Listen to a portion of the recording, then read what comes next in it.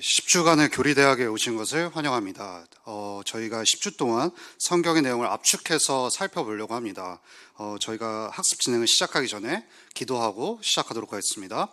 하나님 감사합니다. 저희가 하나님을 알아가려고 합니다. 성경에 나타나신 하나님을 알아갈 때 더욱더 매료되고 하나님의 영광에 압도되어서 하나님을 찬양하는 인생으로 살아가게 하옵소서. 이 시간을 하나님께 맡겨드립니다. 하나님 홀로 영광 받으시옵소서. 이 모든 말씀 예수님 이름으로 간절히 기도합니다. 아멘. 저희는 오늘 첫 시간입니다. 그래서 오늘 학습 진행부터 시작해 보도록 하겠습니다. 학습 진행입니다. 교리를 가르치려 할 때 많은 이들이 좀 이런 질문들을 합니다. 성경만 믿으면 되지 왜 이런 교리를 배우는 것이 필요한가? 왜 이렇게 골치 아프게 믿는가? 평신도가 머리만 커지면 목사님 말씀만 평가하지 교리 배우는 것이 그렇게 뭐가 중요한가? 라고 생각할 수도 있습니다. 하지만 이러한 말도 나름의 교리입니다. 왜냐하면 이런 전제가 있는 것이죠. 실천이 중요하다. 성경의 옳고 그름은 그것보다 중요하지 않다라고 하는 어찌 보면 또 하나의 교리적 전제를 마련하는 것입니다. 우리는 성경을 읽으면서 분명히 무언가를 믿게 되기 때문에 교리를 피할 수 없습니다. 그럼 교리가 무엇인지 한번 좀 살펴보도록 하겠습니다. 1번, 교리란 무엇인가? 웨인 그루뎀이라는 신학자가 교리에 대해서 이렇게 정의를 했습니다. 성경 전체가 오늘날 우리에게 가르치고 있는 바가 무엇인가? 라는 질문에 대한 대답이 바로 교리라는 것이죠. 이 말이 어렵다면 성도님들 그냥 이렇게 생각하시면 됩니다. 교리는 성경의 가르침을 의미합니다.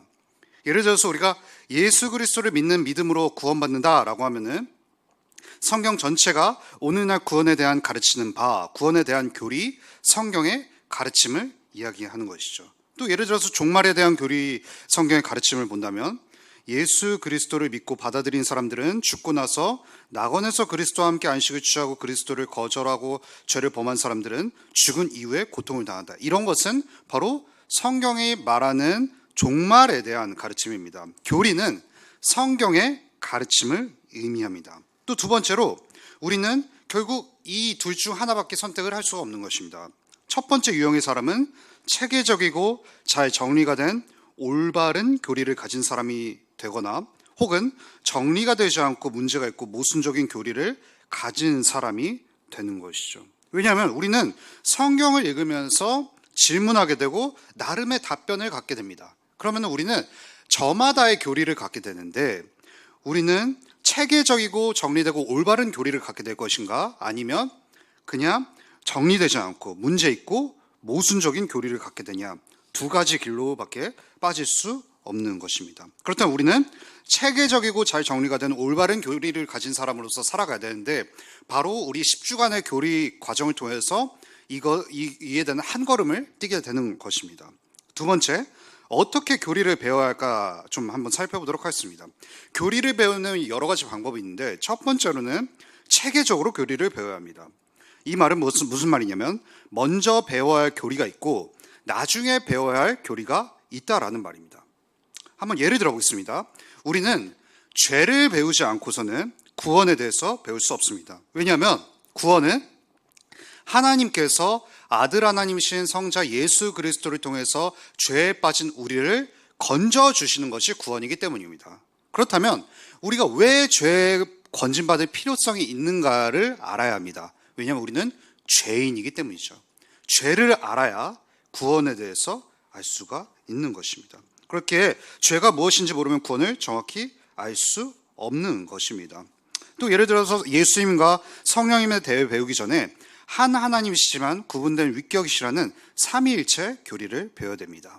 예수 그리스도를 아는 것도 중요하지만 먼저 삼위 하나님을 알 때 예수님을 더욱더 풍성히 알 수 있는 것이죠. 그렇기 때문에 먼저 배워야 하고 나중에 배워야 하는 교리의 체계, 질서가 순서가 존재한다라는 말입니다. 두 번째입니다. 정확한 정의를 배워야 합니다. 우리는 예수님을 믿으면 구원받는다라고 합니다. 이런 말 너무나도 익숙하죠. 하지만 우리는 비그리스도인이 우리에게 예수님이 누구십니까? 라고 말했을 때 우리가 좀 섣불리 답변을 잘 못하는 경향이 있습니다. 왜냐하면 예수님이 누구신지 제대로 알지 못하기 때문이죠. 예수님은 누구십니까? 예수님은 사람이시며 동시에 하나님이십니다. 그분은 사람의 몸을 입고 이 땅에 오셨으며 우리의 죄를 위해서 십자가에서 죽으신 후에 부활하셨습니다. 이분이 바로 예수 그리스도인 것입니다. 우리는 정확한 단어의 정의를 알 필요성이 있습니다. 그리고 세 번째입니다. 자세하게 정리해야 됩니다. 예를 들어서 비그리스도인이 이렇게 질문하는 것입니다. 우리는 예수님을 믿고 난 다음에 어떻게 되나요? 라고 질문을 하게 되죠. 그러면은 우리는 단순히 구원받으면 장소적으로 천국에 간다, 지옥에 간다라고 말하지 않습니다. 자세하게 말해야 됩니다. 우리는 구원의 전 과정에 있어서 하나님께 의롭다게 여김 받아집니다. 이거를 칭의라고 합니다. 그리고 우리는 거룩해집니다. 이거를 성화라고 합니다. 하나님의 자녀가 됩니다. 이것을 양자됨이라고 합니다. 이것은 구원 파트에서 조금 더 자세하게 배우겠습니다. 이 모든 것을 아우르는 개념, 예수님께서 우리와 함께 우리의 대표, 우리의 중보자가 되셔서 우리와 연합하셨다라는 이런 구원의 전 과정이 바로 우리가 자세히 배울 때 알 수 있는 것입니다. 네 번째, 종합적으로 정리하는 과정이 필요합니다. 우리는 성경 단순히 몇몇 구절만 띄어서 해석을 하는 경우가 정말 다반사입니다.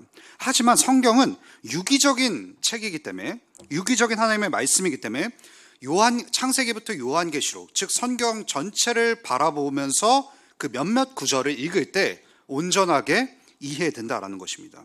그렇기 때문에 우리는 종합적으로 정리하는 과정이 필요한데, 이 10주간의 교리 과정을 통해서 성경의 전체 가르침을 압축해서 살펴보려고 합니다. 그러면 우리가 성경의 전체를 바라보는 시각이 열리게 되겠죠.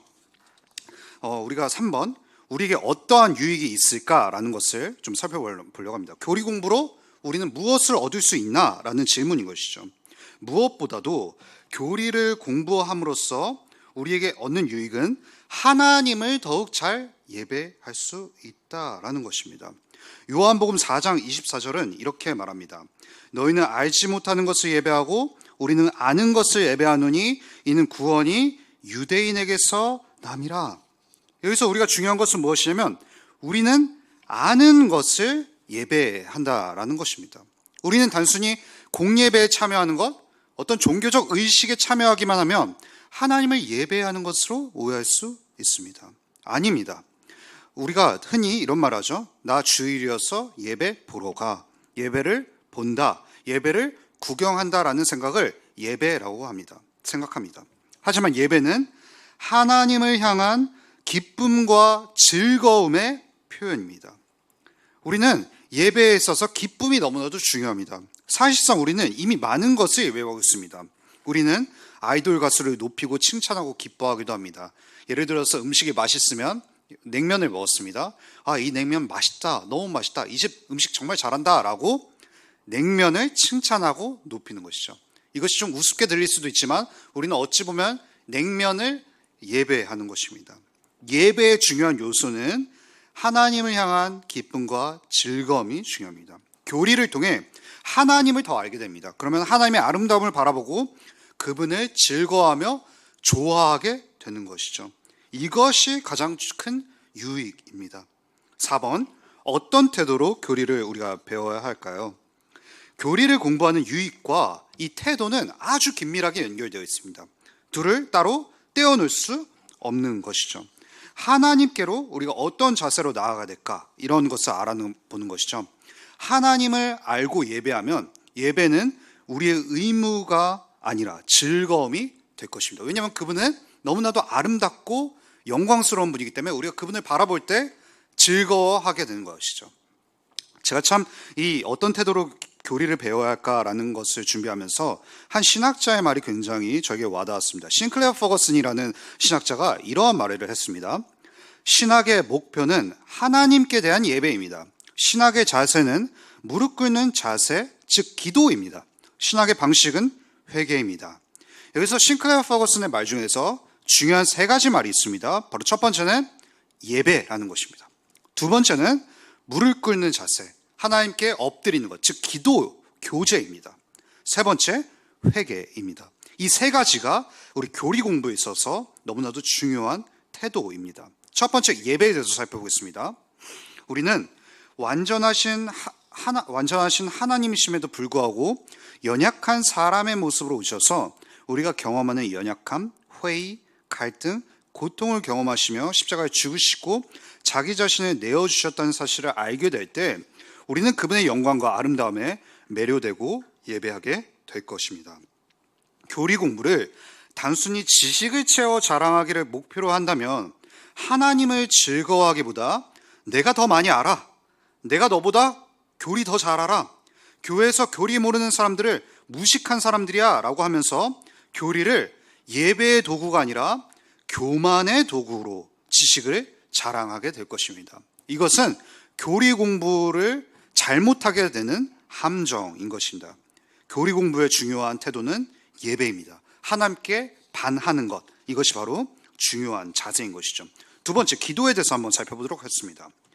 즉, 하나님을 알아가고 즐거워하자는 교리 공부는 자연스럽게 기도로 나아가게 되었습니다. 우리가 하나님을 예배하고 또 하나님에 대해서 더욱더 깊이 알아갈 때 우리는 당연히 그 아름다우신 분과 교제하고 싶다는 갈망이 생깁니다. 그럼 이 갈망은 분명하게 기도로밖에 표현이 될 수 없을 것입니다. 물론 다른 방법으로도 표현될 수 있지만 가장 중요한 하나님을 예배하는 우리의 자세가 발현되는 것은 바로 기도의 현장에서 나오게 된다는 것이죠. 그럼 우리가 기도할 때 또 어떤 일이 벌어집니까? 세 번째, 회개입니다. 이러한 모든 과정은 우리의 죄를 드러냅니다. 하나님을 알아갈 때 우리는 하나님의 거룩하심을 바라보게 되는 것이죠. 우리는 단순히 율법을 나열함으로 죄를 깨달을 수도 있습니다. 하지만 하나님이 얼마나 깨끗하시고 거룩하시며 우리가 범죄함에도 참아내시며 사랑하셨는지 알게 되면서 더 많이 회개하게 됩니다. 단순히 율법을 들을 땐 무서워서 회개하지만 하나님을 알게 되고 이해해 가면서 회개할 때 그분을 사랑하고 가까워지고 싶어서 교제하고 싶어서 마음을 돌이키는 진정한 회개로 나아가게 되는 것이죠. 우리는 교리 공부의 중요한 태도가 바로 예배, 기도, 회개라는 것을 살펴보았습니다. 정리하자면 이렇습니다. 교리 공부는 하나님이 어떤 분이신지, 얼마나 그분이 예배할 만한 분이신지, 그 모든 것을 아는 지식이 우리 삶을 어떻게 변화시키는지 확인해 가면서 나아가야 한다는 것입니다. 교리 공부는 이러해야 합니다. 우리가 교리가 어떤 것인지를 잠시 살펴보았습니다. 그러면 우리가 스텝 2로 성경에 대해서 살펴보려고 합니다. 사실상 오늘 본격적인 내용은 바로 이 첫 시간인 성경입니다. 1번, 하나님의 말씀, 성경에 대해서 살펴보려고 합니다. 성경은 기록된 목적이 있습니다. 요한복음 20장 31절을 제가 읽어드리도록 하겠습니다. 오직 이것을 기록하면 너희로 예수께서 하나님의 아들 그리스도이심을 믿게 하려 하며 또 너희로 믿고 그 이름을 힘입어 생명을 얻게 하려 함이니라. 이것은 요한복음이 기록된 목적을 사도 요한이 알려주는 구절입니다. 굉장히 중요한 구절입니다. 하지만 이 구절은 단순히 요한복음에만 국한된 기록 목적이 아니라 성경 전체를 통해서 우리가 무엇을 바라봐야 할지를 알려주는 구절인 것이죠. 여기서 중요한 것은 너희로 예수께서 하나님의 아들 그리스도이심을 믿게 하려 함이요. 예수 그리스도를 믿게 하려 함이 목적이라는 것입니다. 한 걸음 더 나아가 또 너희로 믿고 그 예수 그리스도의 이름을 힘입어 생명, 즉 우리가 영원히 하나님과 교제하는 그 자리로 나아가는 것을 기대해야 한다는 것이죠. 우리가 기록된 목적을 살펴보았습니다. 두 번째로 성경에 통일적이고 역사적인 특징이 있다, 성격이 있다는 것을 좀 살펴보려 합니다. 성경은 40여 명이나 되는 인간 저자에 의해 약 1500년이라는 세월에 걸쳐 완성된 하나님의 계시로서 크게 구약과 신약으로 되어 있습니다. 여러분 너무나도 놀랍지 않습니까? 성경은 구약 성경과 신약 성경으로 나뉘는데 구약은 예수 그리스도가 태어나기 이전에 하나님께서 주신 장차 오실 예수님에 대한 언약, 즉 약속의 말씀입니다. 39권의 책들로 이루어져 있고 거의 대부분이 히브리어로 쓰여져 있습니다. 그렇게 되고 이어서 신약은 약속대로 오신 예수 그리스도의 생애와 초대교회 그리고 다시 오실 예수님에 대한 말씀으로 교회와 성도에게 주신 언약, 즉 약속입니다. 27권의 책들로 이루어져 있고 모두가 헬라어로 쓰여 있습니다. 우리는 성경의 중요한 특징 중 하나가 바로 고대 역사성이라는 것입니다. 통일 역사성. 역사성은 무엇일까요? 바로 성경이 그냥 단순히 하루아침에 나온 책이 아니라 BC 1400년부터 약 AD 100년까지 약 1500년에 걸쳐서 하나님께서 여러 사람들을 통해 기록하셨다라는 것입니다.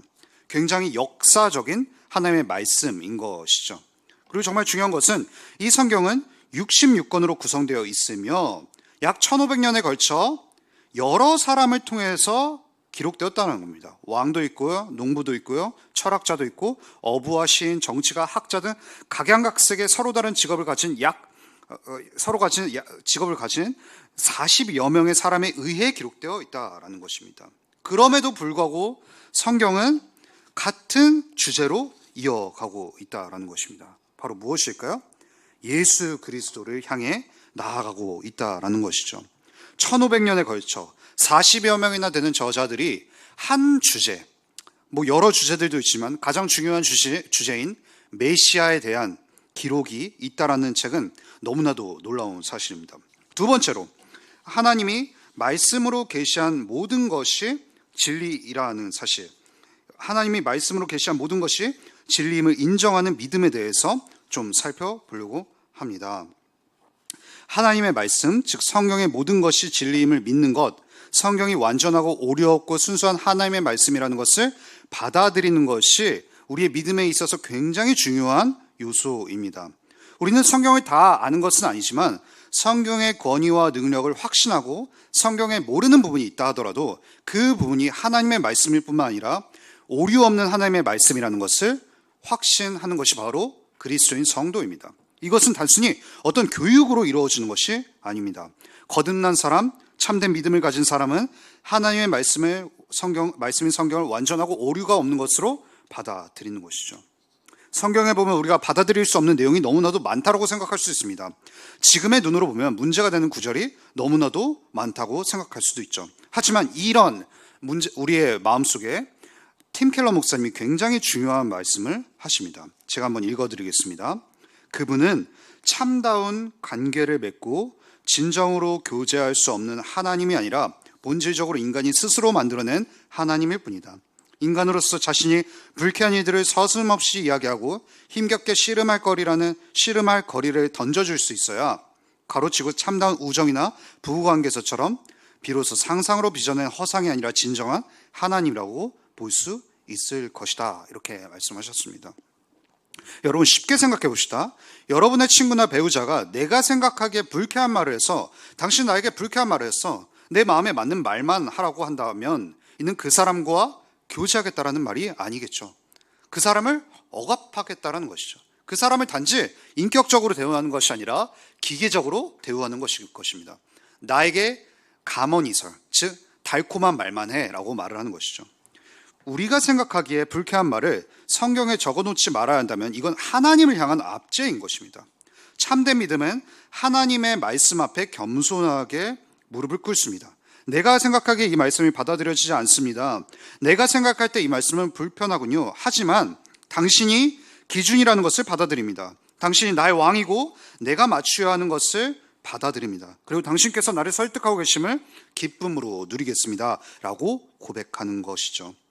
세 번째, 어떻게 성경을 우리가 읽어야 할까요? 이것은 문답 42번이라고 써 있는데 뉴시티 교리 문답이라는 것이 있습니다. 이 교리를 참 압축적으로 성경을 압축적으로 이제 교리의 내용을 잘 담고 있는 문답인데요. 그 문답의 42번은 이렇게 질문을 합니다. 하나님의 말씀을 어떻게 읽고 들어야 합니까? 답변입니다. 열심을 다해 준비된 마음으로 기도하며 읽고 들어야 합니다. 그리하여 믿음으로 말씀을 받아들이고 우리 말씀을 채우고 우리 삶으로 말씀을 실천해야 합니다라고 말을 하는 것이죠. 여러분, 우리는 이 교리 문답 속에서 중요한 원리 세 가지를 바라봅니다. 첫 번째는 바로 우리가 간절히 준비된 마음으로 성경을 읽어야 합니다.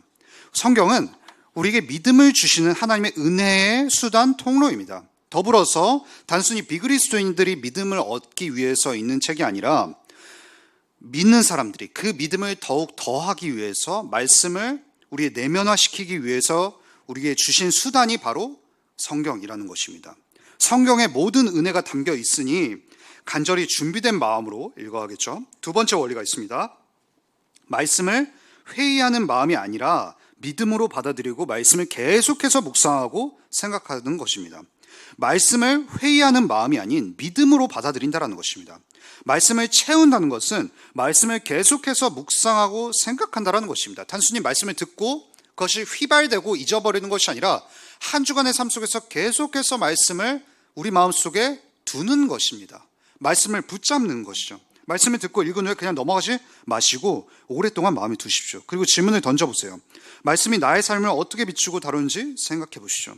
말씀을 통해 하나님이 어떤 분이신지 생각해보고 깨닫는다던가 내가 어떻게 살아야 하는지 생각해 보시길 소망합니다. 세 번째 원리는 말씀을 잘 순종하는 것입니다.